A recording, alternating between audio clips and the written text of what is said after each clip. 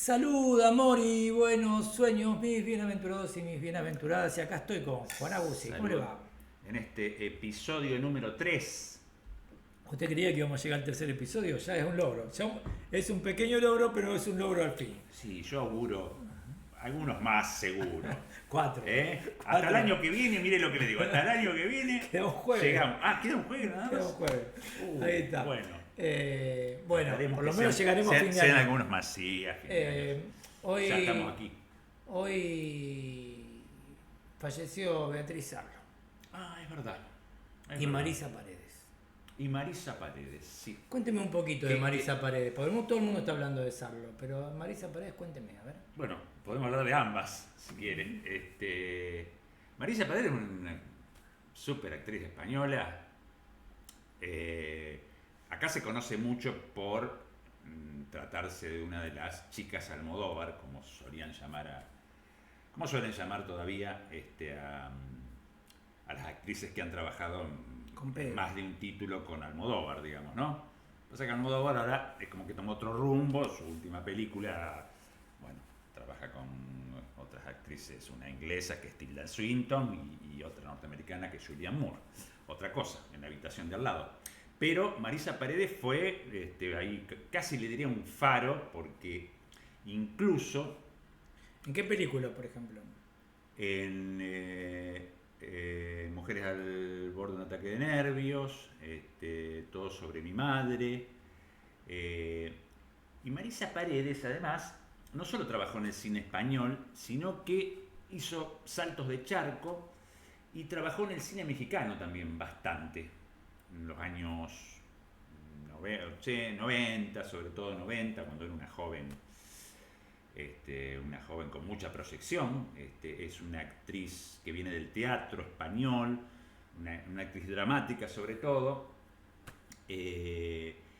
Bueno, hay una película que usted seguramente debe haber visto o habrá escuchado hablar, que es Profundo Carmesí, una película de Arturo Ripstein, un director mexicano, sobre un hecho real, que era una pareja que la mujer seducía, perdón, al revés, el hombre seducía a mujeres y luego ambos se encargaban de liquidarlos y quedarse con todos los bienes De las seducidas. de la seducida, exactamente. Un hecho criminal de los años 30 en México. ¿Un hecho real fue? Un hecho real, basado en un hecho real. Vamos a Sí, prender la luz, vamos a prender la luz, voy a prender la luz, ahí está. Ahí estamos más ahí estamos más iluminados. más iluminados. Eh, Bueno, muy buena actriz, Marisa Paredes, realmente muy temperamental, una actriz muy ubicua, es decir, podía afrontar distintos personajes, incluso en las películas de Almodóvar, que muchos de sus títulos tienen ese filo casi humorístico a veces, ese humor un tanto negro por ahí. por ahí bizarro. Bizarro también, y Paredes realmente los encarnaba muy bien esos personajes, prestándose a ese tipo de requerimiento, ¿no? De ese tono de los films de Almodóvar. Y después Beatriz Sarlo, crítica literaria estupenda, especialista en Borges, gran lectora de Saer también. De Saer, de la cual fue amiga personal. Claro que sí. Y bueno, después una figura intelectual bastante controvertida, para algunos una intelectual comprometida con su tiempo, para otros una opinóloga. La línea es delgada, ¿no? Cuando tenés que protagonizar cada una de las discusiones de tu tiempo, hay muchas posibilidades de que termine deviniendo en opinólogo. Sí, no creo de todos modos que sea el caso de Beatriz Sarlo, ¿no? Me parece que no la miran demasiado bien está bien, es una persona que hay muchos que no la miran demasiado bien hacerlo, digo, ¿no? Digo, en este país no la consideran, no la consideran. La política argentina te fagocita, o sea, si vos... Absolutamente, no solo la política argentina, sino también cierto sector de la crítica intelectual, digamos, ¿no? Yo diría de Sarlo que ha sido una intelectual muy sólida y el tema es el siguiente, digamos, ¿no? Que su lugar en el mundo público, digamos, en la esfera pública, como intelectual, como pensadora, no como crítica, sino como pensadora, ya de alguna manera interfiriendo en la opinión pública, con ese rol que tuvo muy asiduamente, digamos, ¿no? La puso en un lugar complicado, ¿no? Entonces, me parece que a veces Sarlo iba para donde soplara el viento. Por eso se ¿no? transforma en opinólogo, me parece. No es... A ver, la cuestión es que responde a una figura del intelectual del siglo XIX, en donde el intelectual concentraba en sí el saber y se suponía que, bueno, el intelectual humanista, que podía intervenir en todas las cuestiones en donde se jugaban los intereses humanos, en la vida de la sociedad, en el espacio político, con una presencia permanente. Más allá de sus posiciones, digo, ¿no? Sus posiciones pueden gustarle a uno y no a otros. Pero bueno, no es Sebrelli, por ahí Sebrelli manejaba otro perfil estando en el mismo posicionamiento. Ella por ahí daba permanentemente batallas que a lo mejor no tenía los recursos para sostener a la larga, ¿no? Mire, yo creo que el periplo de Sarlo fue muy amplio, ¿no? En el terreno ideológico político, digamos. Ella hace ya mucho tiempo fue parte de lo que era el periódico de la CGT de los argentinos, allá por los años fines de los 60, digamos, donde estaba Walsh a la cabeza. Luego ella se convirtió en una aguda y ácida crítica de Walsh, ¿no? Incluso tiene escritos sobre las cartas de Walsh, ¿no? A su hija Vicky, la carta a la Junta, y poniéndolo en un lugar un poco complicado a Walsh, diciendo que estaba del lado de la muerte, ¿no? Diciéndolo de esa manera, con una apología a la violencia, digamos, y eso es muy discutible, ¿no? No lo vamos a hacer acá, digo, pero ella participó del periódico de la CGT de los argentinos, luego adhirió al PC, tuvo una época de militancia en el PC acá argentino, hasta creo que ahí luego se desvincula, es cuando comienza con su producción más propia, digamos, está la revista Punto de Vista, que ella sostuvo durante muchísimo tiempo, y va adquiriendo ese protagonismo cada vez más asiduo en la esfera pública, digo, ¿no? Como opinando sobre una gran cantidad de temas y poniéndose en un lugar muy riesgoso, ¿no? Para mi forma de ver. Es una gran polemista, ha tenido polémicas desde Viñas, allá por los principios de los 70, unas polémicas muy ácidas y muy sangrientas, le diría. Hay un programa que debe estar en YouTube para quienes quieren verlo, sobre uno de los envíos del programa Los Siete Locos que conducía Cristina Mucci, que es un imperdible, le digo, realmente, donde hay una discusión. Estaba invitado Viñas y hay una serie de personajes, entre los cuales está Sarlo, y algunos de los funcionarios de esa intelectualidad que tenía Luis Gregorich, que rodeaban a Alfonsín, ¿se acuerda de la primera etapa? Bueno, hay una polémica impresionante sobre, ahí Viñas está diciendo que el alfonsinismo, si no frena un poco y se pone más firme, en algún momento va a sucumbir. cosa que pasó. Sí, Pero cosa bueno, que finalmente terminó ocurriendo. Lo importante de Sarlo son sus libros. Y en este mundo, signado por la especialidad o por la especialización, en donde la figura del intelectual poliabarcativo, omnisciente, que tiene una idea formada de todo y puede abrir varios frentes de batalla a la vez, quizás se haya ido con ella. Quizás se haya ido con ella. Bueno. No, ¿Que sería un punto de vista optimista? No, es un punto de vista nostálgico en todo caso. Ajá. Pues yo creo que un especialista es un tipo que sabe cada vez más de cada vez menos hasta que llega el momento que sabe todo de nada. Entonces ella tuvo que pagar un tributo a ese tiempo de la especialización en el que no terminó encuadrando, ¿no? Pues, y eso la transforma o la deslegitima en sus opiniones a los ojos de muchos, ¿no? Pero más allá de todo eso están sus libros, que son imperdibles. Sí, yo creo que como ensayista y como crítica literaria, si quiere, le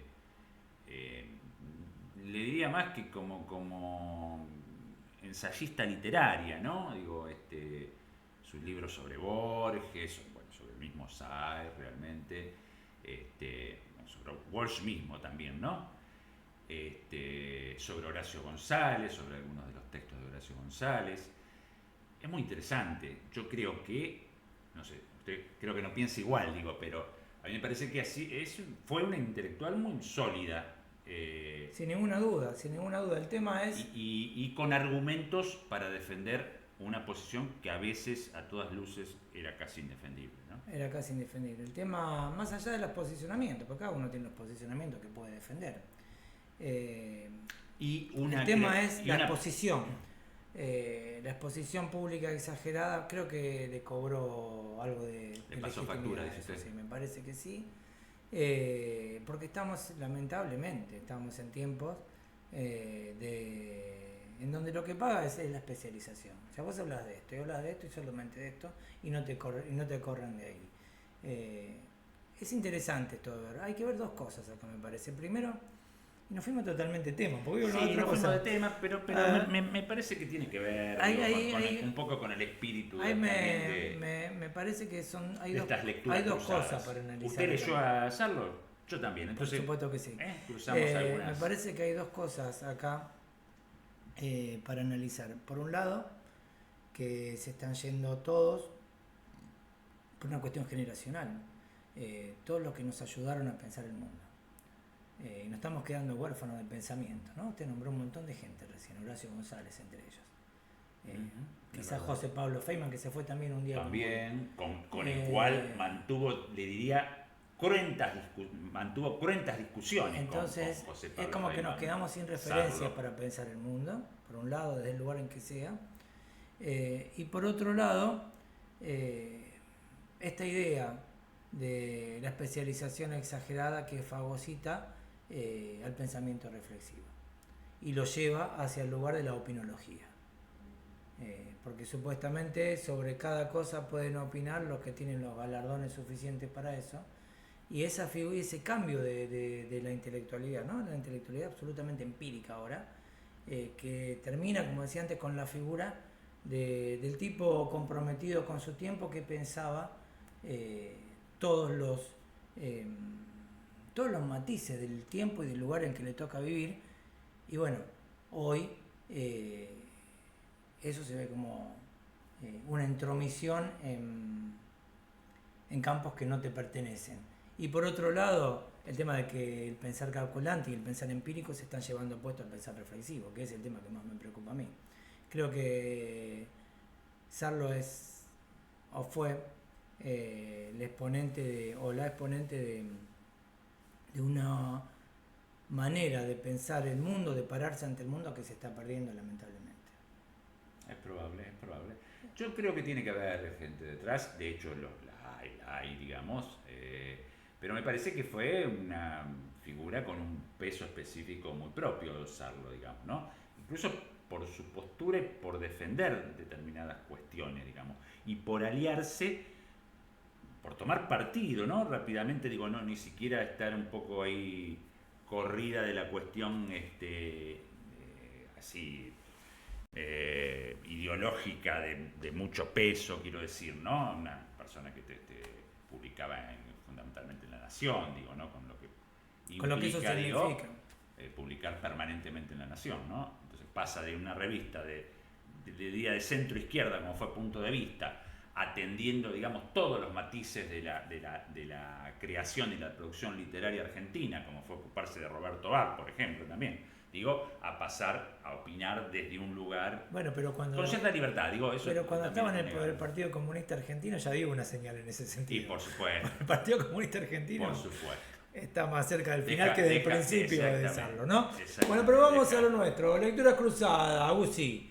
Me va a hablar del expresionismo alemán y yo le voy a hablar de la mitología alemana y vamos a ver cómo sale esto. ¿Qué le parece? ¿Dónde se cruzan, ¿no? La intersección, el cruce. Sí. A mí me intriga mucho. Además, yo creo que el mito y el cine dialogan de alguna manera. Permanentemente. Exacto. Me quedó lo del ladrón de que, bicicleta. nuestra tarea sería develar un poco dónde ocurre eso, ¿no? Bueno, vamos a empezar. Yo empiezo con la mitología alemana. ¿Cómo no? Ahí está. Usted después me cuenta algo. Primero la introducción. Usted después me cuenta algo del expresionismo alemán, que tanto me interesa. Mire este libro, ahí está. Estos son los Eddas. Ajá. Los Eddas son la fuente oficial de la mitología alemana. Y son dos. El Edda menor, o en prosa, que tiene un autor, que es Snorri Sturluson, y el Edda mayor, o en verso, que también se le adjudica a un autor que es Sigmund el Sabio, pero es un autor medio legendario, y son recopilaciones de poesías orales que los escaldas, que así se llamaban, los juglares o los aedos, que iban estos poetas que iban de pueblo en pueblo recitando sus cosas, la transmisión oral. fueron construyendo. Déjame preguntarle algo. La literatura germana, dice usted, ¿no? ¿Es lo mismo que que la mitología nórdica en general? La mitología nórdica, está bien la pregunta, ahí? no, está bien la pregunta, porque la mitología nórdica incluye a la mitología germana. Porque ya lo vamos a ver con más detalle. Pueblos son originarios más o menos de una misma zona, ¿no? Claro, la zona es el este de Escocia, Islandia, la península escandinava, y todo el norte de Europa, o sea, Alemania, Dinamarca, etcétera, ¿no? Entonces, es interesante esto porque el gran dios de esta mitología de los germanos y de los nórdicos es Odín, pero hay una interpretación ebemerista. Usted sabe que las interpretaciones ebemeristas son aquellas que intentan buscar una racionalidad a la lógica, a la estructura, al relato mítico. Bueno, la interpretación ebemerista en este caso dice que, bueno, Odín era un tipo que vivía en Asia, y cuando Pompeyo, el general romano, invadió su país, con un montón de gente fue hacia el norte porque tenía el don de la profecía y vio que en el norte iba a ser venerado durante muchos años y muy largamente. Entonces él y su mujer Frigga se fueron para el norte con todo un cortejo dionisíaco, lo imagino, ¿no? O sea, porque siempre Asia está en ese lugar del goce de la vida, de la sofisticación y demás, ¿no? Y hasta de lo salvaje también, ¿no? Sí, en algún sentido, pero fundamentalmente en este caso del goce, de la sofisticación, de la felicidad, de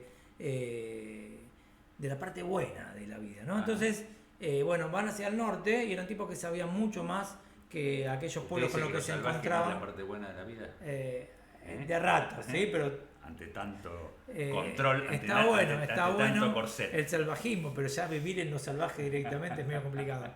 Yo no sé si podría a esta altura ya, en otra época quizás. Bueno, entonces empieza a ir cruzando Europa hacia el norte y hacia el oeste, y el primer lugar en donde se instala es en los territorios que hoy son Alemania. y después de ahí, bueno, Tipo deja sus Germania. claro, después de ahí deja sus 3 hijos reinando en 3 estados diferentes y después recién va a Suecia y a la península escandinava. Entonces el origen es el mismo. Y es interesante esto porque tiene que ver con aquella idea de que las historias míticas son siempre las mismas, lo que cambian son los nombres y las circunstancias, y que esto es muy trabajado por Graves, por ejemplo, por Robert Graves, en el sentido de que, bueno, serían los pueblos indoeuropeos, aquellos de donde surge todo, y van como pueblos nómades hacia el este y hacia el norte, y bueno, y se van dividiendo después. Algunos van a la India, otros llegan a Grecia, otros van hacia las Islas Británicas y forman lo que serían los pueblos celtas. Y bueno, son pueblos invasores. Graves dice, son pueblos invasores que están dioses patriarcales de la guerra, instaurando una nueva mitología y desplazando a la mitología de los pueblos locales, que era una mitología de diosas, una mitología matriarcal, que él identifica con la mitología lunar en el sentido de la procreación, del goce, la procreación, la muerte, el sacrificio y la resurrección. Entonces, hay una esta teoría del patriarcado. esta digamos, teoría ¿no? que tiene Graves es una teoría de Graves, esta, ¿no? De que estos teoría. pueblos, de donde vendría Odín, son los dioses patriarcales que entran en guerra con los dioses matriarcales locales y los vencen. Y de eso tratan los Edas. Los Edas son la lucha entre los asios, que son los dioses venidos de Asia, que son los que después se imponen como mitología nórdica y germana, y los dioses vanios, que son los matriarcales del lugar. Entonces, para resumir y después darle la palabra a usted, que me tengo ganas de escucharlo. Déjeme hacer una pregunta. ¿Los dioses germanos Sí. de la mitología nórdica Sí. son mortales o son inmortales? Yo tenía como una campana ahí que eran mortales en realidad. No, bueno, la cuestión es que son inmortales, pero no son dioses técnicamente. Ajá. Bueno, o menudo detalle. Es una cuestión para desarrollar. Generalmente lo que pasa es que después, cuando hay una conquista del Imperio Romano, y lo mismo pasa con la mitología celta, los generales romanos, por ejemplo, el que escribe sobre la mitología celta es Julio César, que la conquista. Ujú. Entonces, y acá, el gran problema acá es que los Edas son recopilaciones de viejos relatos antiquísimos, pero surgidos ya en la época en donde Germania estaba cristianizada. Entonces, siglo XIII, el Edda de Snorri Sturluson, y entre el siglo VIII y el XI, con principio del XII, el Edda mayor o el Edda poético, que se adjudica a un monje cristiano. Entonces, todos los relatos originales están pasados por esos prismas. Primero por el prisma romano, que intenta asimilar a estas deidades a las deidades propias. Dicen, este sería como esta sería, por ejemplo, Freya. Es una diosa inabarcable porque es sangrienta, es la diosa del amor. O sea, no tienen una única incumbencia estos personajes míticos. Pero bueno, cuando vienen los romanos dicen, bueno, esta es Afrodita. ¿Sí? Se hace un parangón con la mitología greco-romana, entonces greco-romana. ahí adquieren el carácter de dioses. Pero originalmente eran más bien figuras referenciales, míticas, eternas, pero no dioses. No cumplían el papel de dioses. Lo mismo pasa en la mitología celta, que es una mitología... Bueno, si no cumplían el papel de dioses, podríamos decir que son mortales. No, pero eran inmortales. Eran inmortales. Eran inmortales. Lo que pasa es que no se llamaban dioses. Además vivían aparte de los seres humanos. Los dioses asios vivían en el Asgard, que es una ciudad aparte de los mortales. O sea, se traduce como dioses. Con una terminología que hemos visto mucho en la saga de Thor. Claro, el Señor de los Anillos. El Señor de los Anillos también. Claro, también. Pero en el Thor, digo, de... Claro, Thor es el dios del mazo, ¿no? El dios de la fuerza. De Marvel, digamos, ¿no? De los superhéroes. Claro, y ahí tenemos Odín, que es el gran dios, el de la sabiduría, el de la omnisciencia y demás. Thor, que es el dios de la fortaleza, de la fuerza. Y después tenemos al dios perverso. Después hay otros tantos, ¿no? Hay dioses. Pero después tenemos al dios perverso, que es Loki. Loki es un dios perverso, claro, malo. Loki, sí. Malísimo. Un loco malo. Malísimo, pero muy malo. Un loco malo. Después le voy a contar un poquito. Pero la cuestión es esta. Lástima que lo de Marvel está puesto en ese universo que realmente es el superhéroe puede dar vuelta al mundo y tenerlo en una mano, ¿no? Ahí creo que... Es interesante esto porque... Es interesante esto porque ya viene también de la mitología griega, ¿no? Los dioses, incluso Zeus, estaban subordinados al destino, no podían cambiar su destino. Lo mismo pasa con los inmortales. Son inmortales, se traduce como dioses, pero no son dioses, no son exactamente inmortales. Dioses. Así que bueno, tenemos dos corpus que en realidad es uno solo, porque uno en realidad es el Edda Mayor, el Edda poético, que recopila todas las historias tradicionales, pasadas por el tamiz romano primero, pasadas por el tamiz cristiano después, y que se encuentra muy posteriormente al Edda en prosa. Es anterior, pero se encuentra después, alrededor de 1600, en el siglo XVII. Y el Edda en prosa lo que hace es precisamente poner en prosa todas esas historias, tratar de explicarlas, tratar de darle un sentido lógico, y esto es lo que se llama en mitología una lectura ebemerista, en donde se intenta darle al mito la forma del logos. Y entonces se le quita ese atractivo que tiene la narración, que tiene la imagen, que tiene el relato, y se lo transforma en una explicación. Y ahí pierde demasiado, ¿no? Ajá. ¿De qué me va a hablar usted? O sea, que consideraba la imagen como con más potencia, digamos, como algo potente. Claro, eso es lo propio del mito, ¿no? El relato mítico es un relato, una narración basada en imágenes.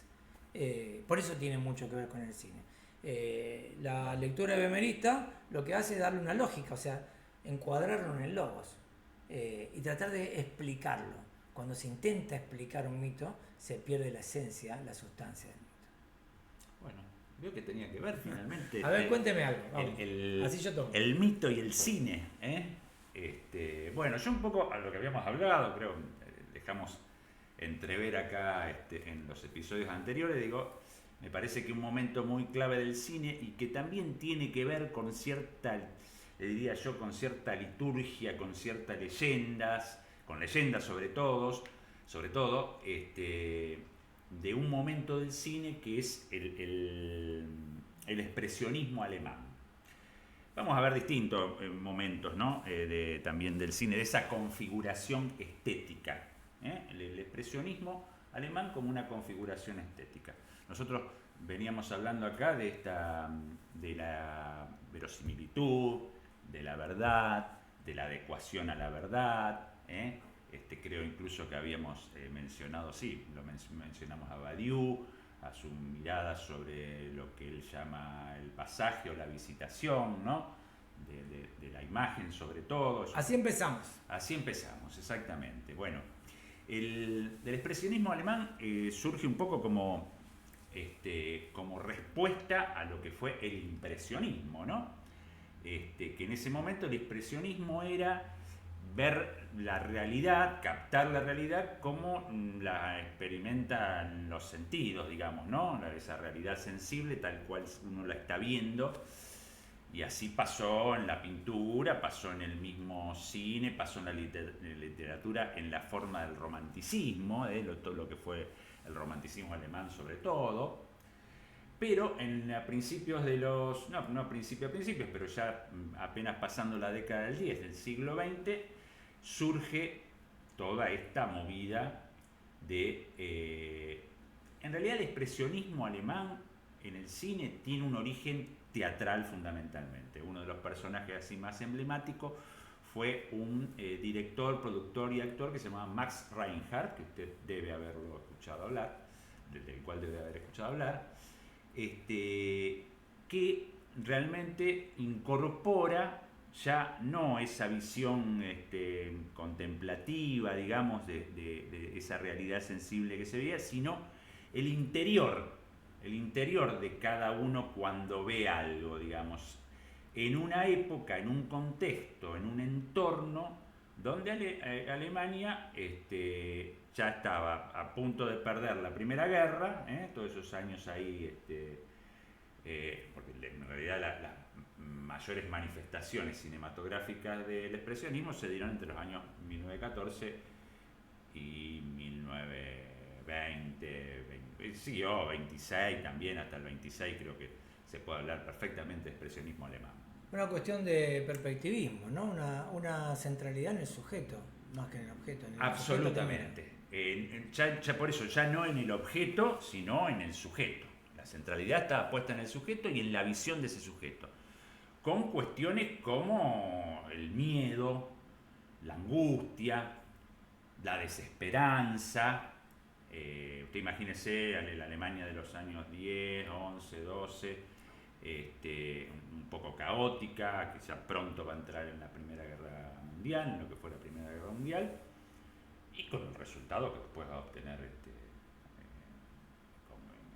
como perdedor de la Primera Guerra, ¿no? Previo a la instalación de la República de lo que se llamó la República de Weimar.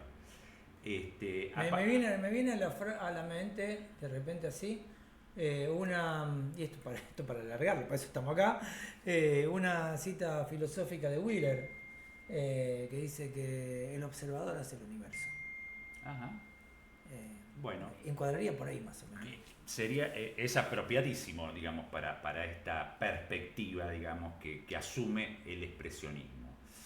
Entonces, Reinhardt, se lo mencionaba recién, hace obras de teatro, genera obras de teatros con un decorado que no respeta ninguna forma de la realidad, digamos, decorados con sets, digamos, sets se llama más en el cine, ¿no? Pero una escenografía teatral que realmente tiene perspectivas oblicuas y una cuestión fundamental y muy importante, el trabajo de la luz. Cómo se trabajaba la luz y por ende las sombras que provocaban en las situaciones eran puestas teatrales para muy pocas personas, donde las personas también se veían de alguna manera involucradas en ese acto, no es porque participaran, sino que se veían involucradas en lo que estaba pasando por la cercanía, por la poca distancia que había con esa puesta teatral. Muy pronto esa forma de expresión, el expresionismo en sí, va a pasar al cine, digamos. Son los años en donde se crea la UFA, que es la industria, el centro de producción cinematográfica en ese momento, no podemos llamarla audiovisual, sino más cinematográfica en ese momento, alemana, con esta cuestión de tener ya algunas prerrogativas que tenían que ver con cierta cuestión nacional, digamos, de tener, sobre todo por la competencia que empezaba a hacer Estados Unidos en materia artística, sobre todo cinematográfica. Estamos hablando de películas mudas, ¿no? Estamos hablando de películas mudas, exactamente. Y el inicio de Hollywood como máquina industrializada. El inicio de Hollywood como máquina industrializada que arrasó con todo. Totalmente. Bueno, yo le mencionaba la otra vez a Griffith, que algunos lo tienen, algunos teóricos lo tienen como un inventor de cierto lenguaje cinematográfico, que yo no estoy tan de acuerdo porque ya los rusos, con el formalismo ruso, ya tenía una metodología cinematográfica que después Estados Unidos toma o se roba a los mismos directores, ¿no? Y los lleva a Estados Unidos. Pero estamos en Alemania. Alemania de esos años, ¿no? Hay un primer título del año 1913 que se llama El estudiante de Praga. El estudiante de Praga que todavía no es un expresionismo puro, pero ya está tomando algunos elementos, sobre todo el trabajo con las luces y las sombras. En realidad hay muchas versiones sobre el estudiante de Praga, es de un autor alemán, que ahora no recuerdo exactamente el nombre, no demasiado conocido, pero que toma ahí un poco el mito de Fausto, por ejemplo, de Goethe, de un relato de Eta Hoffmann sobre el doble, el doppelganger alemán, el relato del doble, y los trabaja conjuntamente. La historia, no sé, usted la debe conocer, hay un personaje, un estudiante, en este caso, ¿no? Un estudiante universitario de pocos recursos económicos, que se enamora de una mujer, de una chica de la aristocracia, una especie de princesa, ahí, una duquesa o princesa. Quiere conquistarla, pero falla. En un momento conoce, era un muy buen espadachín, El estudiante universitario, y en un momento encuentra otro personaje que le propone, que le dice que le va a dar un dinero si él abandona Lucifer. Una suerte, pongámosle ese nombre si quiere, Satanás. El portador de la luz. Lucifer es el portador. El portador de la luz, bien.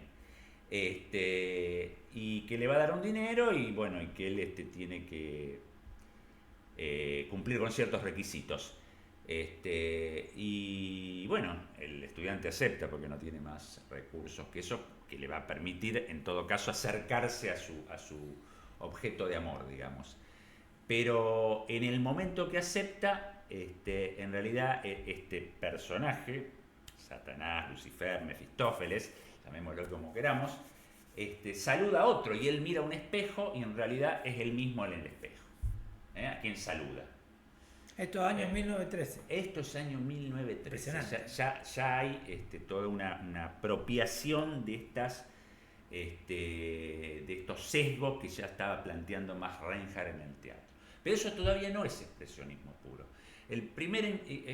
La primera película expresionista como tal, que la dan, digamos, de distintos puntos de vista, la toman en distintas épocas. Algunas hablan del Golem, que es de 1914, un primer Golem. El Golem después tuvo otro par de versiones, posteriormente en esos años.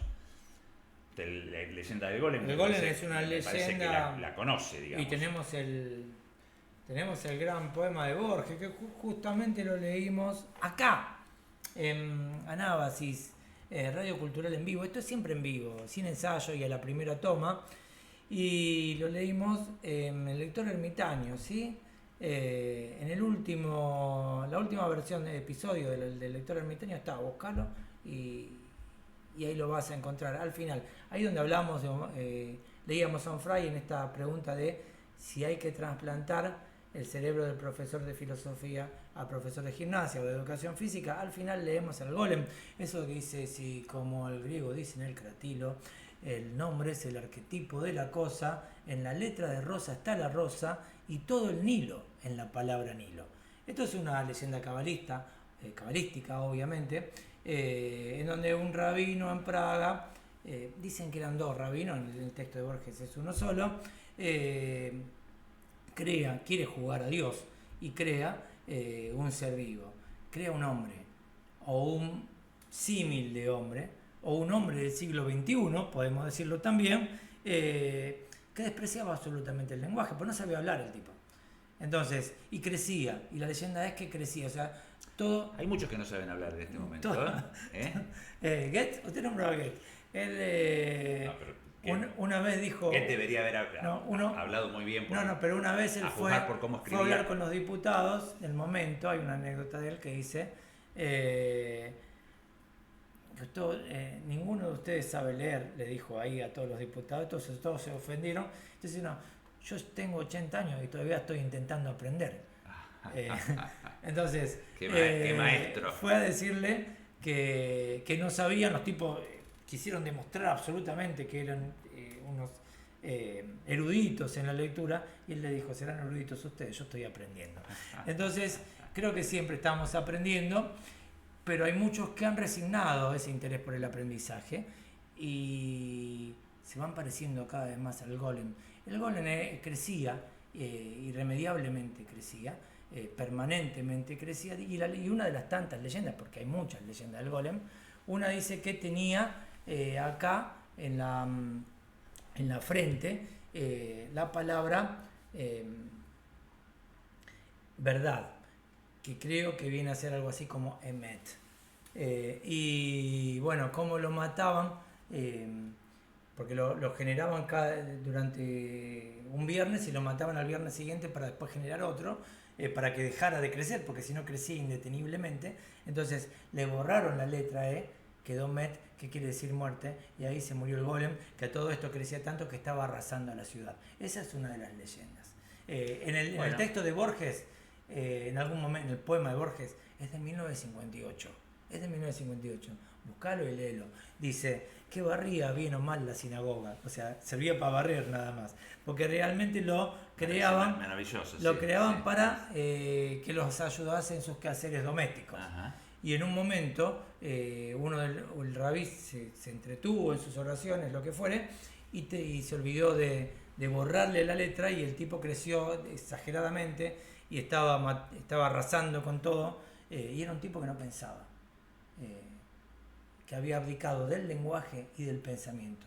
Estamos yendo a una sociedad de golem. Ahora te diríamos los golems.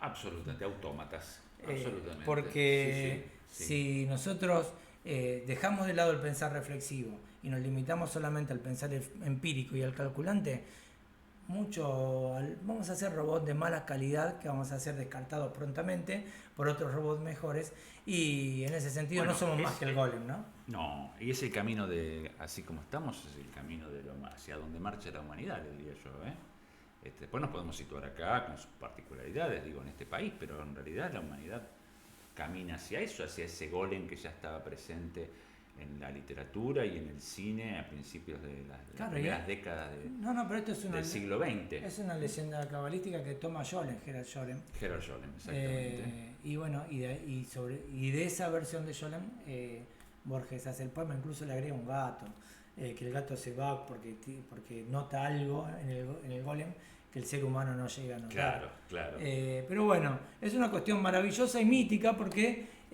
la cábala tiene mucho de mito también.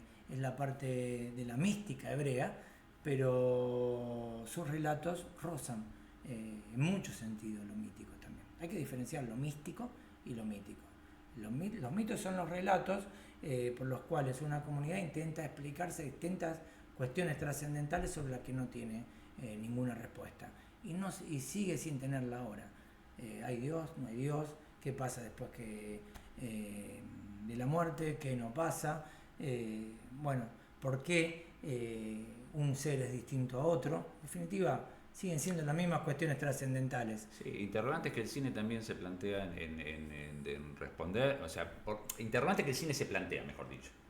Hasta ahora sin respuesta, cierto, pues no hay respuesta. Exactamente. No hay respuesta, existe, por eso no hay explicación, no se puede transformar en lógica los mitos. La mística es otra cosa que tiene que ver con el acceso a lo sagrado sin pasar por el proceso, sin pasar por todas las etapas que llevan hacia la evolución espiritual. Es aquel que ve, de repente, tiene una visión. Ese es el místico. Y hay místicos de todas las religiones, y los místicos hebreos son los cabalistas, sí.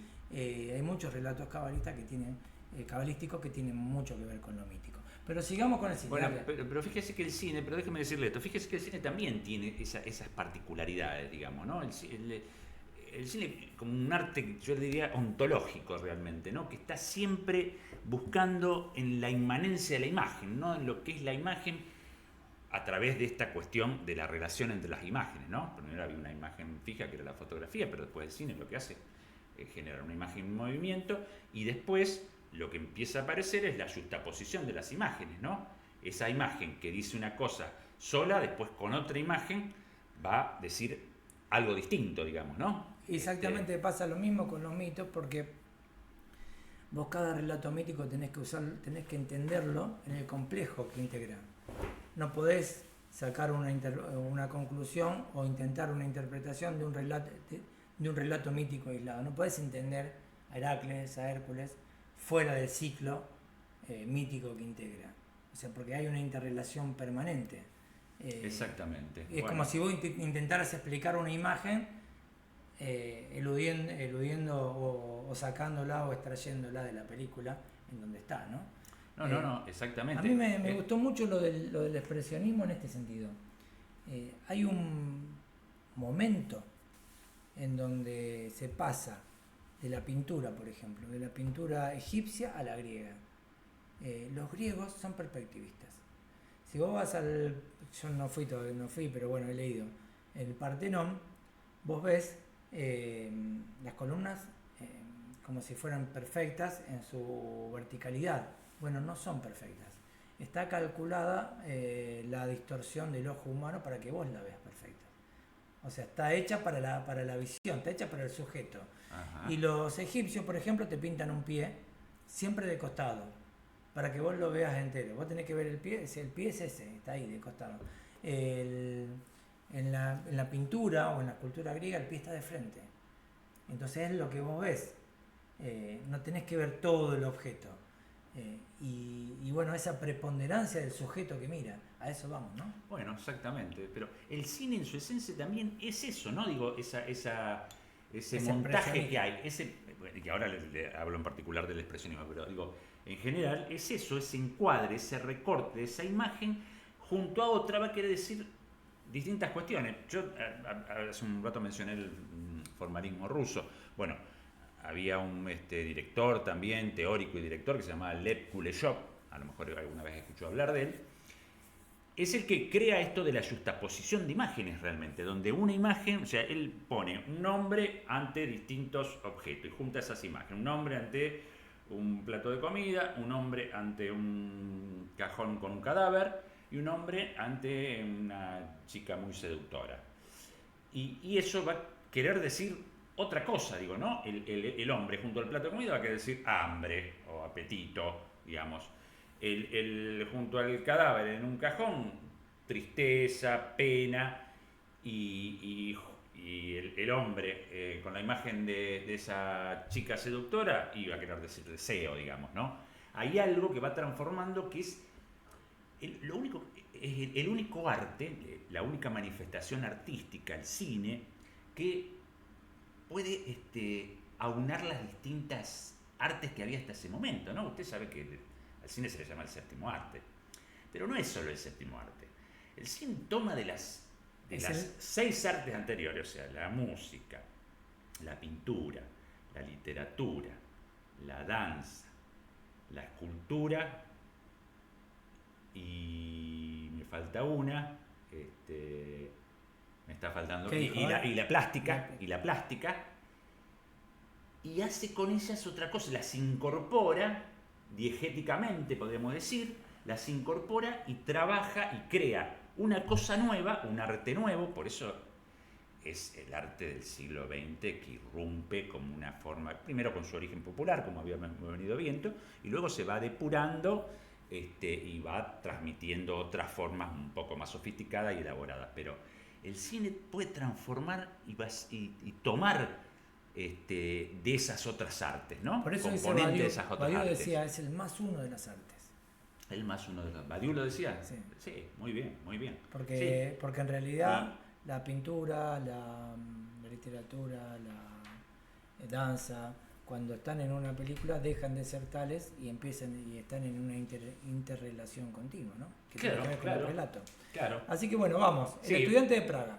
El estudiante de Praga ya más o menos le conté. A mí me suena a Kafka, poco, el estudiante de Praga me suena muy a Kafka.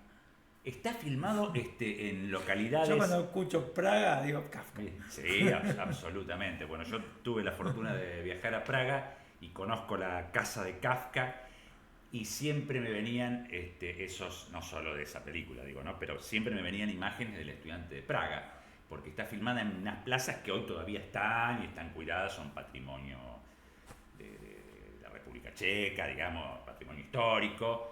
Está filmada en esos lugares. En esos mismos lugares, claro. Esos mismos lugares. El estudiante de Praga. Pero yo quería darle una serie más de características, un poco más de las características del expresionismo. Vamos. El expresionismo es un cine que se filma en interiores, en sets, en locaciones. ¿Por qué? Porque había que generar un efecto de fantasía, un efecto fantástico. Y no podía ir a filmar en locaciones reales, porque ya ese efecto se perdía. Entonces tiene mucho trabajo de decorado, de escenografías, con una escenografía, usted lo tiene más o menos, el gabinete del doctor Calegari, tiene algunos de esos títulos. El gabinete del doctor Calegari parece ser como que es la gran película del expresionismo, ¿no? No solo. O Metrópolis. Y Metrópolis también, Metrópolis es una maravilla, Metrópolis y el doctor Mabuse. Digamos, el gabinete del doctor Caligari hablaba además, el gabinete del doctor Calegari, del ser alemán de ese momento también, ¿no? De cierta perversión que había en los hábitos, en las costumbres, cierta decadencia que había en esa Alemania de los años de mediados de la década del 10, del siglo XX. Usted se acuerda que es una especie de científico que crea una criatura maligna realmente, ¿no? El gabinete del doctor Calegari. Sí, una Alemania que además perdía la Primera Guerra, quedaba Perdía muy la resentida Primera con el Guerra. acuerdo post-bélico. Bueno, El gabinete del doctor Calegari es la primera película posguerra, es de 1920, y realmente refleja ya ese espíritu totalmente derrotado, eso por eso le decía, la desesperanza, digamos, lo tenebroso también, ¿no? Lo perverso, digamos. Ese periodo, digamos, de los 20 a los 26, una cosa así, bueno, tiene Nosferatu que es la gran película iconográfica del espíritu vampírico, digamos, ¿no? Hasta ese momento lo único que existía es los vampiros en la literatura, sobre todo de Bram Stoker, ¿no? El Drácula. escritor irlandés que había Drácula, el Drácula de Bram Stoker, hecho creo que escrito a fines de la década del 90 del siglo XIX, 1895, 1897 creo que es de Drácula. Bueno, Nosferatu adapta un poco esto. Nosferatu es de Murnau. Murnau es uno de los grandes directores del expresionismo alemán y después un gran director también en Estados Unidos cuando se exilia en Estados Unidos, cuando se lo llevan a Estados Unidos. Lo mismo que Lang. Una pregunta de un simple espectador que no tiene los conocimientos ni por asomo de un estudioso como usted en este tema. Esto sería un cine de autor, ¿no? El director pasa a ser muy importante en este tipo de películas. Mire, un cine de autor, pero también de producto de los estudios, ¿eh? ¿Ah, sí? Sí, porque todo el director esto... te genera el mundo que vos vas a ver. Sí, pero también trabaja con decoradores, con escenógrafos, digamos, con músicos. Las partituras musicales de cada uno de estos films son unos componentes esenciales de cada una de estas películas. Usted va a ver que realmente hay momentos donde prima la música, así como prima grandes iluminadores, grandes fotógrafos, con esto de trabajar las luces y las sombras para generar zozobra o terror. O sea que sería un cine de estudio, digamos. Es un cine de estudio, Ahí está. donde el autor cuenta mucho, pero no es solo el autor, sino que es un gran cine de estudio. Tanto Murnau como Lang hacen, y Robert Wiene, que es otro realizador de ese momento también, digamos, ¿no? Que es el realizador del gabinete del doctor Calegari, aprenden a trabajar de esa forma, ¿no? De esa forma ya un poco más, si se quiere, más industrial, ¿no? Y una cuestión también muy importante en el expresionismo es el trabajo actoral. Por eso le digo que es, yo le diría, sí, un trabajo de equipo, digamos, ¿no? El trabajo actoral, porque el actor ahí se parece más al actor de teatro que a lo que después nosotros vamos a ver en el cine. Un actor que sobreactúa su personaje y donde hay un maquillaje, usted se debe acordar, los ojos negros, los ojos abiertos, bien pintados de negro, digamos, esos gestos exasperados, ¿no? Altisonantes, esos arrebatos, los movimientos, todo eso es propio del expresionismo, para generar ese efecto fantástico, digamos, ¿no? Que ya no respondía todo exagerado, todo exacerbado. Todo es muy exagerado. El movimiento pero y es los planos, exagerado, ¿no? Exactamente. Pero es exagerado como también este movimiento, digamos, esta estética, esta estructura estética que es el expresionismo, no deja tampoco, también de representar esa realidad de ese momento. El mundo estaba exasperado, y Alemania particularmente.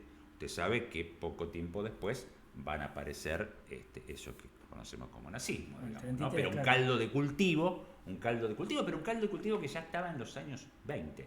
Hay una película de Lang, que es la primera película de Lang, si no me equivoco, de Fritz Lang.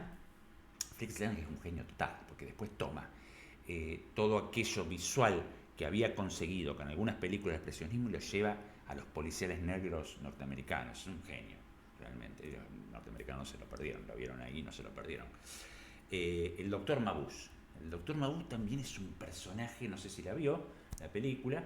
Después hay otra, se hace como una suerte de saga de ese personaje.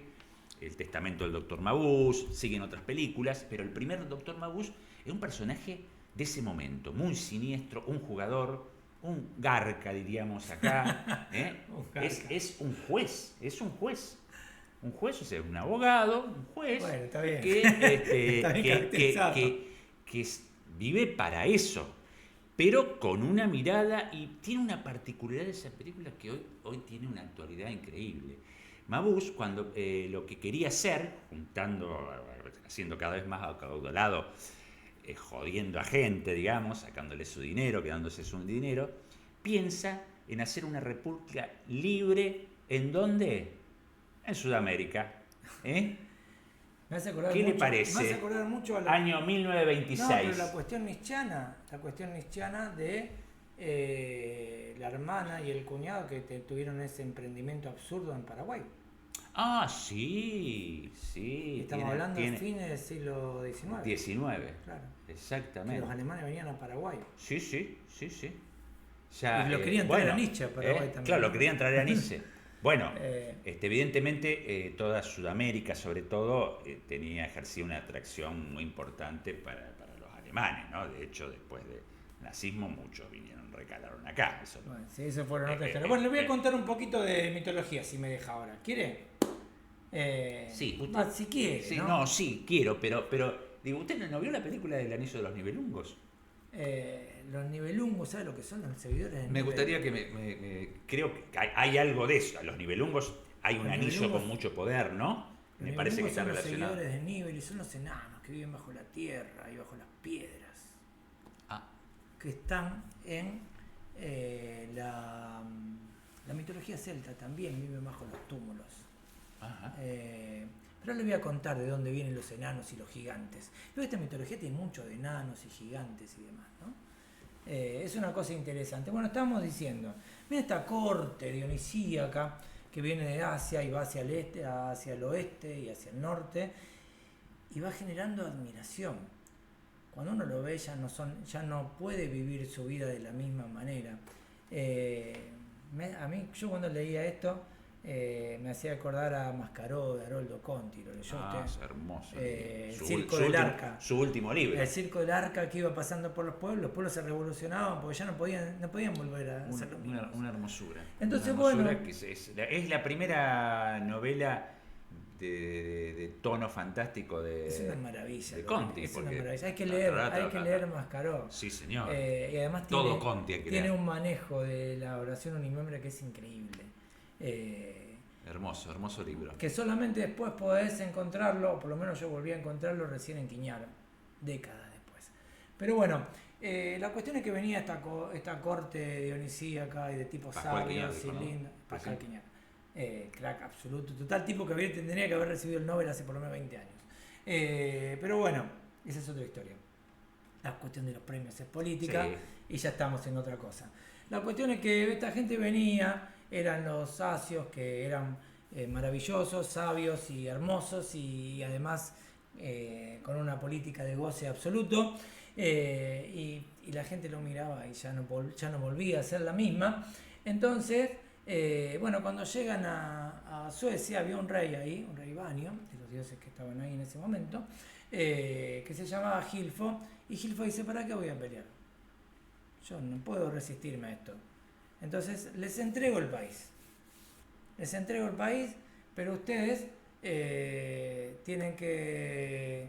Yo les voy a sacar información, quiero saber por qué ustedes son así, por qué son tan sabios, por qué son tan lo más, y nosotros somos esto, ¿no? Entonces el tipo quería saber quiénes eran estos asios y a quiénes les servían. O sea, pues esta idea de que, bueno, si vos servís a un dios que es magnánimo y poderoso, vos vas a ser, o sea, magnánimamente te va a transformar a vos en poderoso también. Ajá. Entonces, bueno, ¿quiénes son y a quiénes sirven? Entonces salió para Asgard que era el lugar donde vivían estos inmortales, tomando la forma de un viejo para que no lo reconozcan. Y esto es muy homérico, porque acá en la mitología alemana, ya lo dijimos, hay elementos cristianos, hay elementos hebreos, hay elementos romanos, hay elementos griegos, porque estamos hablando de relatos que fueron recopilados o encontrados ya cuando el país había sido cristianizado. Entonces se ha perdido la forma tradicional de esos relatos. Esto es muy griego, esto es Odiseo. Me disfrazo o tomo la forma de un viejo para que no me reconozcan. Pero los dioses son sabios y lo reconocieron igual, los inmortales son sabios.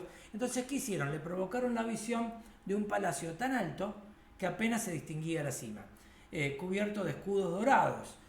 Allí está el Valhalla, a donde van los muertos heroicos. ¿Sí? Donde van los muertos heroicos. Y fíjese el paraíso es un... Claro, el paraíso de los guerreros, de los héroes guerreros. Que la mitad de los héroes guerreros eran de Odín y la otra mitad eran de las valquirias. Que Freya es la reina de las valquirias. Dicen que los que morían atacando se iban con Odín y los que morían defendiendo se iban con las valquirias. La vanguardia y la retaguardia. Ahí está. Bueno, entonces, y fíjese esto, le provocaron una visión de una ciudad, de un palacio tan alto como las nubes, con techos dorados y lo demás. Ahí está el Valhalla, hombres melancólicos que habían sido muertos a pedradas, sostenían sobre sus hombros los techos de la sala de Odín, dice Leda. Es maravilloso, ¿no? Esa, ¿no? Eso son ahí los techos. Entonces Gilfo se presenta como Gangler, o sea, busca un nombre cualquiera, dice: soy un tipo que viene a buscar hospitalidad acá. ¿Quién es el rey de este palacio? ¿Dónde está? Le preguntó a un hombre que hacía malabares con 7 espadas en el aire. Hay que hacer malabares con 7 espadas, ¿no? Ni el estudiante de Praga, creo. Y el tipo le dice: puedo llevarte ante él, pero el nombre preguntáselo vos. Yo no te voy a decir cuál es el nombre. Empezaron a caminar por interminables salas. Al transponer cada una, las puertas que dejaban atrás se cerraban con estruendo. O sea, pasaban una sala y ¡tac!, se cerraba la puerta. Mientras andaba, Gilfo vio una multitud de hombres. Unos guerreando, otros ejercitándose, los demás comiendo y bebiendo, a puro goce de juntada. Todo le parecía maravilloso y se distrajo. Ahí su guía lo detuvo y le dijo: hey, no avances sin examinar el menor rincón, porque no sabes en cuál se halla tu enemigo. Bueno, ¿sí? Muy bien. Entonces llegan a un lugar donde se encuentran con 3 reyes. 3 reyes cuyas traducciones literales de los nombres son el sublime, el mayor al sublime y el tercero. O sea, no se gastaron mucho con los nombres. Estaban 3 tronos a distinta altura y dice: bueno, nosotros vamos a contestar todas tus preguntas. Y empieza un largo cuestionamiento, ¿no? Nosotros nos vamos a limitar al principio, que es el origen del pueblo, de los dioses y del pueblo, porque si no tenemos que hacer un programa de 4 horas. Entonces dice: bueno, ¿de dónde vienen ustedes? ¿De dónde vienen? ¿Quiénes son? Bueno, al principio fue un abismo, cuyo centro es todo luz y calor. Al principio fue el abismo, no el verbo, el abismo. Y había ríos que corrían dentro del abismo. Cuando esos ríos se alejaron demasiado de su origen, su corriente se envenenó, congelándose. O sea, veneno congelado. Las capas de escarcha emponzoñadas se acumularon hacia el borde norte, pero en todas las otras orillas reinaba el fuego. El aire caliente fue derritiendo la escarcha, las gotas se acumularon hasta formar un gigante. Ese gigante se llamó Ymir. Creí que me iba a decir golem. Y cobró vida, es el golem, pero cobró vida. Toda la raza de los gigantes, que son malvados, que están en pelea con los asios. Los enanos son sabios, viven bajo la tierra, pero es la historia de Festo y la forja. Incluso una de las más maravillosas joyas jamás construida, que es el brazalete, no, el collar de Freya, que es como el collar de armonía en la mitología griega. Es un collar que trae las desgracias. Freya me dijo que es Afrodita en la... Es todo, en realidad Freya es todo, griega, ¿no? Claro, pero es como si fuera Afrodita. Y entonces ella, lo habían hecho 4 enanos, y ella se acuesta en noches sucesivas con los 4 enanos para ganarse ese collar. Entonces los enanos eran sabios, tenían esta sabiduría de la construcción, del hacer, pero viven bajo la tierra. Cuando el hielo, pero acá estamos con los gigantes, que son los herederos de Ymir. Cuando el hielo se derritió y el agua se escurrió, llegó una vaca, Odumila. Acá venimos con una interpenetración de la mitología india. ¿Sí? La vaca es propia, Sagrada. claro, y sagrada entre los indios. Y vemos, además, esta idea de Graves, de que el mismo pueblo transhumante se fue desviando, uno hacia la India, otro hacia Escandinavia, otro hacia Grecia, otro hacia Celta, invadiendo todo. Claro. Y por eso los dioses indios son blancos y de barba colorada, todos los dioses, ¿no? Es raro eso. Si uno ve, pero todos de prototipo, un origen indoeuropeo. un origen indoeuropeo, eso dice Graves. Bueno, entonces, cuando el hielo se derritió y el agua se escurrió, llegó una vaca, este hielo envenenado, ¿no? Odumila, de cuyas tetas corrían 4 ríos de leche. Ella alimentó a Ymir. Un día, Ymir se durmió y sudó. Se transpiró, se ve que hacía calor, porque en el abismo había fuego. Unos 38-40 grados. Y unos 38-40, como acaba ahora. Y con sus pies engendraron un hijo. De esas gotas de sudor por debajo de su brazo izquierdo nacieron un hombre y una mujer, y con sus pies engendraron un hijo. Qué curiosa manera de las gotas de sudor, repito esto, debajo de su brazo izquierdo nació un hombre y una mujer, ni siquiera del derecho, del izquierdo. Y con sus pies engendraron un hijo de una manera bastante curiosa, como usted dice. Este es el origen de la raza de los malvados Himtursars, que son los gigantes. Mientras tanto... Bueno, los pies son una zona muy sensible y muy erótica también. Ahí está. Así que hay muchos fetiches por del supuesto, pie del pie, claro. Y esto es, ya te dije, Ana, así Radio Cultural en vivo, y si nos equivocamos, seguimos.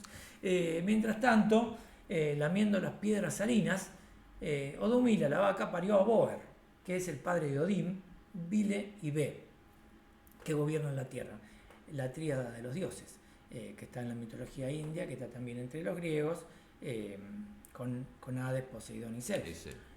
Bueno, entonces, ellos, estos tres, los 3 dioses supremos, mataron a Ymir, y la sangre del gigante anegó la tierra, de tal manera que exterminó la raza de los Himtursam, o sea, de los gigantes que habían surgido de Ymir. Estos surgieron de Boer.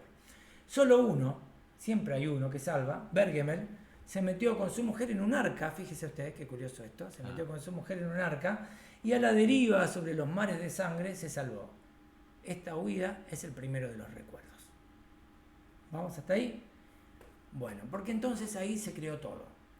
Los hijos de Boer hicieron con el cráneo de Ymir el cielo y lo elevaron sobre 4 puntas sostenidas cada una por un enano. Las chispas que seguían saliendo del fondo ígneo del abismo fueron las estrellas que alumbraron todo, y los rayos. Trazaron el camino que los astros debieron recorrer para contar los años, y con la carne de Ymir se creó la tierra. Fíjese, con su sangre el mar, con sus huesos las montañas y con sus cabellos los árboles. Odín y sus gemelos permitieron a los gigantes habitar en una orilla de la tierra redonda, y con las cejas de Ymir levantaron un muro para defenderse de ellos. O sea, váyanse, todos los herederos de este Bergemel, que fue el que se salvó, vayan a la orilla, pero nosotros vamos a levantar un muro y ustedes no pasen para este lado. Tiraron los sesos al aire y formaron las nubes. O sea, el mar es la sangre de Ymir. Los hijos de Boer fueron a la orilla del mar y encontraron 2 árboles. Con ellos hicieron a los seres humanos. O sea, los seres humanos son de madera. Odín les dio el alma y la vida. Hay muchos que son de madera. Dile la razón y ve la cara, la palabra, el oído y la vista. También le dieron vestido y nombre. El primer hombre se llamó Ask y la primera mujer Embla. Mire qué parecido, ¿no? Adán y Eva. Ajá. Sus hijos viven en una ciudad fortificada que se llama Midgård, y los dioses en otra que se llama Asgard. Lo primero que hizo Odín, una vez fundada Asgard, fue nombrar magistrados. Los magistrados levantaron un templo y pronto hubo una fragua en la que el oro abundaba. Esa fue la edad de oro. Y acá estamos otra vez en la mitología comparada, podemos ver la edad de oro como la primera de las edades de Sigurd, ¿no? Las edades son la de oro, de plata, de bronce, y en el medio la de los héroes. La llegada de las mujeres de Jotunheim, o sea, las gigantas, los hizo desaparecer. ¿Sí? La edad de oro se terminó cuando llegaron las mujeres gigantes. Ahí se acabó la edad de oro. Pero ¿qué pasó? La carne de Ymir era la tierra, pero era carne. Entonces se empezó a infectar. Y ahí surgieron gusanos. Entonces, ¿qué hicieron los inmortales? Le dieron a esos gusanos razón y forma humana. Estos son los enanos que residen bajo tierra y bajo las piedras, dominando los metales y usándolos con extrema avaricia, al punto de que le cobran a la más bella de las mujeres, a la más bella de los inmortales, un collar, 4 noches de sexo. ¿Qué le parece? Bueno. Bueno, no sé si le gustó ¿Cuántas alusiones? No sé si le gustó esto, en la dígame. mitología germana? Sí, me encantó. Me encantó este universo, digamos, de situaciones, ¿no? ¿Habrá una misma mitología para todas las culturas, digamos, ¿no? Parece que sí en un momento, ¿no? Porque se tocan de alguna manera. Vemos que hay en la mitología grecorromana o ahora mismo en la germana o nórdica, que hay, bueno, usted mencionó antes los nombres de Adán y parecidos a los de Adán y Eva, digo, ¿no? En la cristiana, digamos, ¿no? Me parece que hay puntos muy en común, ¿no? Me parece que todo fuera como un mismo origen que luego fue nombrándose de forma muy distinta, digamos, ¿no? Esa es una teoría y hay otra, porque los relatos son siempre los mismos. Exacto. Yo creo. Podemos contar las cosas. Las cosas que le preocupan distintas al hombre y a la mujer y al ser humano son siempre las mismas. Uh-huh. Las cosas que no se puede explicar, la muerte, el nacimiento, porque unos son mujeres, los otros son hombres, dónde vamos cuando nos morimos, de dónde venimos cuando nacemos, etcétera, ¿no? Porque algunos tienen unas características, otros tienen otras. Y entonces. Sí, ¿por qué nacemos y morimos solos, por ejemplo? Claro, entonces. Y nacemos y morimos solos, está bien, pero nacemos siempre hacia alguien, ¿no? Siempre hay alguien ahí cuando nacemos. Puede ser, cuando pero morimos absolutamente solos. Sí, pero y nacemos con el también, último abrazo, venimos, claro. Con el último abrazo que no llega. Sí, que nunca va a llegar. Entonces vamos del primer llanto al último abrazo fallido. Después de este toque de optimismo, sigo desarrollando la idea. Bueno, un toque de verdad. Ahí está. Adecuación a la verdad, ¿no? Hay quien dice, todo tiene un origen común, el indoeuropeo, todo lo que venimos hablando de Graves, y otros que dicen, no, mirá, lo que pasa es que las cuestiones trascendentales no son muchas y son siempre las mismas. Entonces la historia es siempre la misma, nada más que cambian las circunstancias, los contextos y los nombres. Es decir, si yo soy de una comunidad que vive en la cima de una montaña helada, mi héroe no va a llegar en canoa. Si yo vivo en una isla, mi héroe no va a caminar sobre raqueta de hielo. Pero en definitiva, salvo esas circunstancias, salvo ese cambio de nombres y esa adecuación al contexto, hay un único mito, el monomito, según Joseph Campbell, que es un periplo en 3 etapas, en 17 estaciones, a través de esas 3 etapas que tienen que ver con la iniciación y el regreso, salir y el segundo nacimiento en realidad, porque cuando vos salís de la infancia o de la niñez y vas hacia tu iniciación y te incorporás a la comunidad como un adulto, ahí naces de nuevo. Entonces salís del dominio asignado generalmente en las culturas patriarcales a las mujeres, o sea, la casa, el lugar, las mujeres y los niños, salís de ahí, te iniciás y perteneces a los guerreros o ya te transformás en una mujer apta para el matrimonio, después de una serie de ritos que tenés que cumplir y volvés a propiciar la iniciación de los que siguen. Eso es lo que dice Campbell. Ese es el único mito. Por eso la figura básica de Campbell es Odiseo, el héroe de las 1000 caras. Lo que dice Graves es que el único mito es otro, es en donde los dioses patriarcales se imponen a los dioses, la mitología solar de los dioses patriarcales se impone a la mitología lunar de los dioses matriarcales, y en realidad el mito original es del matriarcado, es el nacimiento, la procreación, el sacrificio, el asesinato y la resurrección. Y hay una y eso se lo voy a dejar acá porque usted va a terminar esta emisión de hoy, hay una gran discusión entre Fraser y Graves, en donde Graves sostiene que Fraser llega en la rama dorada, llega hasta el punto de tener que decir que Jesús es un Dios temporero que responde a esta mitología lunar de muerte y resurrección, pero no lo dice Gray, por miedo a perder los beneficios de su comodidad en Cambridge y todo, en la Inglaterra victoriana. De su proyección y yo lo digo, dice, académica. claro, él lo dice, pero en clave de ficción, cuando escribe El Rey Jesús. Pero bueno, y de alguna manera el patriarcado entonces se impone al matriarcado, ¿no? Realmente resulta hasta muy palpable, digamos, en la mitología, ¿no? También, eso es lo que digamos. dice, esa es la interpretación que da Grace. O sea, los dioses guerreros, transhumantes, patriarcales, invasores, vencen, en este caso los asios, se llaman así en la mitología nórdica y germana, vencen a los dioses locales y muchas veces los incorporan. Por ejemplo, Freya y Frey son dioses originalmente varios, derrotados, que van hacia la mitología de los dioses invasores cumpliendo otra función. Entonces van acumulando funciones. Ajá. Pero bueno, hay un trasfondo histórico en todo esto. Eso es lo que intenta demostrar Grace. Perfecto. Dígame usted. Bueno, no, yo te digo, para un poco cerrar hoy, le menciono un par de títulos más que me quedaron ahí en el tintero sobre el expresionismo, ¿no? Creo que más o menos quedó claro.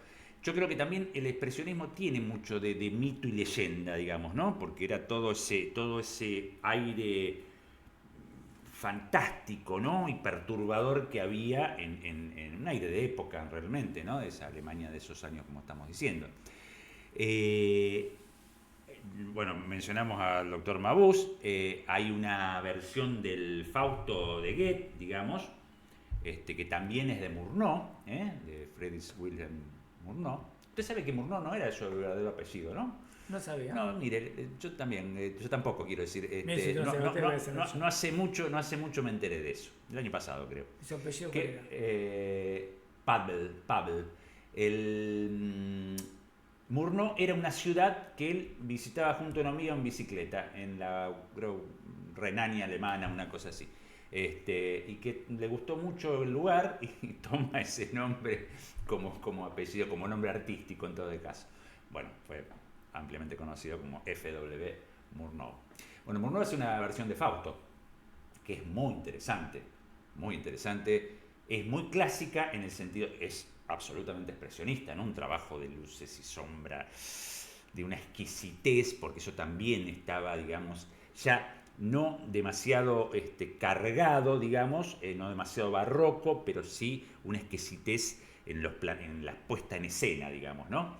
Con un actor alemán que después fue realmente una verdadera estrella del cine alemán, mudo y luego sonoro, que era Emil Jannings, ahí hace de Mefistófeles, ¿no? Hace de Lucifer o Satanás, digamos, en la historia clásica, como usted la debe conocer, como todos la debemos conocer, la historia de Fausto, pero es una versión, no sé si la ha visto, si no la vio, y si no la vieron, véanla, consíganla, el Fausto de Murnau, del año 1926, una joya del expresionismo alemán. Y después la película que es, diríamos así, tal vez la más conocida, junto al gabinete del doctor Calegari, Nosferatu, pero esta tiene una trascendencia increíble, además por, no solo, bueno, las imágenes, estoy hablando de Metrópolis, Metrópolis de Fritz Lang. Metrópolis es una película, yo le diría, visionaria además, porque se adelanta en el tiempo a ciertas cuestiones sociopolíticas que van a ocurrir después casi exactamente. Acá no sé si usted recuerda, si la vio, Metrópolis es una ciudad utópica, digamos así, distópica mejor dicho, donde hay un sector rico, adinerado, que vive en la superficie, y un sector de trabajadores, un sector proletario, que vive bajo tierra. Como los enanos de la mitología. Como los enanos, exactamente, como los enanos. Fíjese cómo hay coincidencias, cómo hay alusiones. Los enanos somos nosotros, digamos. Los enanos somos nosotros. Lo que tiene que laburar. Exactamente. Usted sabe que las sociedades se pensaban tripartitas, ¿no? Estaban los que tenían el saber y eran sagrados, generalmente sacerdotes. Por encima de ellos Platón por el rey filósofo, pero bueno, es otra cosa. En el medio estaban los guerreros que mantenían el statu quo, los guerreros o los guardianes, Y después estaban los que tenían que laburar, o sea, Siempre los labriegos, los hay quienes artesanos. tienen que laburar, ¿no? Y estos somos nosotros que vivimos bajo tierra. ¿Qué le parece? Los enanos. Maravilloso. Hay enanos de 2 metros acá. ¿Sabes de qué tengo ganas de hablar la próxima vez? Quiero contar la leyenda del rey Arturo. ¿Se anima al cine inglés? Sí, pero cómo no. Y sí, cómo no. La leyenda del rey Arturo, dice usted, Sí. pero perfecto, la podemos abordar. Aparte hay varios títulos que también toman directamente. O hacemos lectura cruzada, usted me habla de algo de cine anglosajón. Yo le voy a hablar también de la leyenda del rey Arturo desde el lugar del cine también. Porque me quedé con ganas después de esto, ¿vio? Porque esto es medio como... Sí, cómo no. Como Bueno, que déjeme una decirle introducción. algo más, de cerrar con esto de Metrópolis. Metrópolis es la historia de una rebelión, de la rebelión de esos seres sojuzgados, laburantes, que estaban, digamos, vivían en una situación de pobreza y de oprobio. Hay una rebelión, pero se mezclan las situaciones y el hijo de uno de los capos de esa clase dirigente que estaba arriba, esa clase poderosa, se enamora de una obrera, de una obrerita, podemos decir así, y las cosas van modificándose paulatinamente, ¿no? Pero es un film que de alguna manera, en vez de apelar a la violencia, por ejemplo, como una forma de liberación, apela casi a la redención de los personajes, ¿no? Y ahí me gustaría también decirle, proponerle algo. A ver. Mito y redención también, que podemos ver que en el cine hay mucho. Vamos con eso. A ver qué podemos hacer. Vamos con eso, vamos con Fraser. Eso es mitología lunar. La mitología lunar implica la resurrección o redención. Perfecto. La mitología solar, no. La eternidad. La mitología solar se asocia al lobo y es la mitología de los dioses patriarcales. La mitología lunar son las diosas de la agricultura y se asocia a la luna y a la cabra. Así que bueno, yo termino con esto. Entre la mitología nórdica hay 12 asios y 12 asianas, ¿sí? 12 y 12. Y bueno, y hay muchos: Odín, Thor, Balder, que era tan brillante que esparcía luz, hermoso por donde lo mires, sabio, elocuente y compasivo, pero que muere joven. Nior, quiero hablar de Nior un poquito. Es el dueño de los vientos, apacigua el mar y el fuego. Dios de la navegación y la pesca. Bueno, puede dar la fortuna a quien quiere. Es de origen vanio, es el padre de Frey y de Freya.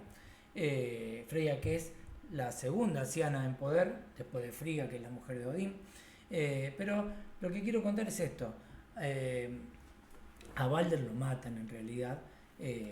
Lo mata Loki, que está realmente muy loco. En realidad no lo mata él, sino que hace que Hoeder, que era un dios ciego, lo mate. ¿Por qué? Porque cuando nació Balder, su madre, viéndolo tan hermoso, dijo: este no puede morir. Entonces, lo que hizo fue, y ahí es cuando los inmortales mueren también, ¿no? Ajá. Es lo que usted decía al principio, ¿vio? Este no puede morir.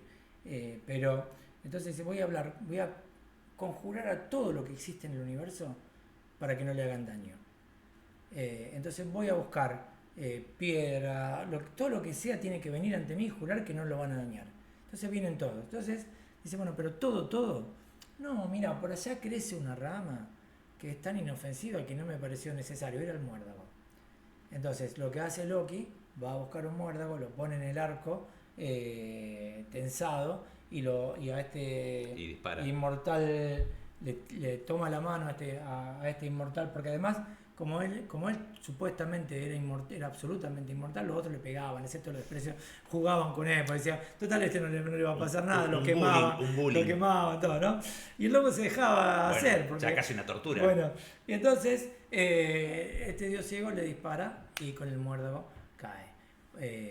Bueno, entonces esa es la historia de Balder, pero la historia de Nior es brillante, porque él se casa con una giganta que vive en la montaña, pero no pueden convivir, porque ella no puede soportar el canto de las gaviotas y él no puede soportar el aullido de los lobos. Entonces dice: bueno, vivimos un poco en tu casa, un poco en la mía. Vio muy moderno todo, 9 días acá, 2 días allá, pero la primera vez que van a la montaña dicen, no, yo acá no vuelvo. Y la primera vez que van al mar ella dice, no, yo acá no vuelvo, así que cada uno después sigue con su vida. ¿Qué le parece? Sí, anticipándose a esta modernidad, digamos, ¿no? La modernidad de estos días, de estos tiempos, mejor dicho.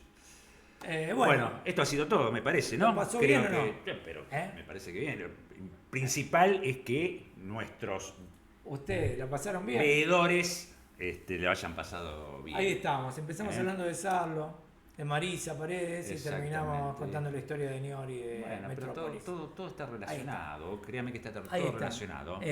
Anábasis. Todo se Radio toca en algún momento. Cultural en vivo, siempre en vivo, sin filtro, sin edición, sin posturita. La próxima vez te cuento la leyenda del rey Arturo y te va a gustar. Mito y redención. Mito y redención también, un tema muy posible. Felices fiestas para los creyentes, feliz cumpleaños de Newton para los ateos. Salud y amor. Salud y amor para todos. Ahí está.